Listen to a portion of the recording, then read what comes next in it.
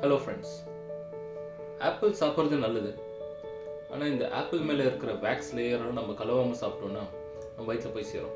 நான் ஒரு ஆப்பிள் சாப்பிட்லான்னு எடுத்து நான் ட்ரை பண்ணலாம், இது மேலே வேக்ஸ் இருக்கா, நம்ம லோக்கலில் வாங்குற கடையில் இருக்கிற அந்த ஆப்பிள் மேலேயும் வேக்ஸ் இருக்கான்னு செக் பண்ணலான்னு சொல்லிட்டு நான் ஒரு நைஃப் எடுத்துகிட்டு வந்தேன். ஸோ இந்த ஆப்பிள் பார்த்திங்கன்னா இது மேலே நான் ஸ்லைட்டாக அப்படியே இந்த நைஃப் வச்சு நான் மூவ் பண்ணுறேன். க்ளீனாக தெரிய பாருங்கள் எவ்வளோ வேக்ஸ் இருக்குன்னு பாருங்கள்.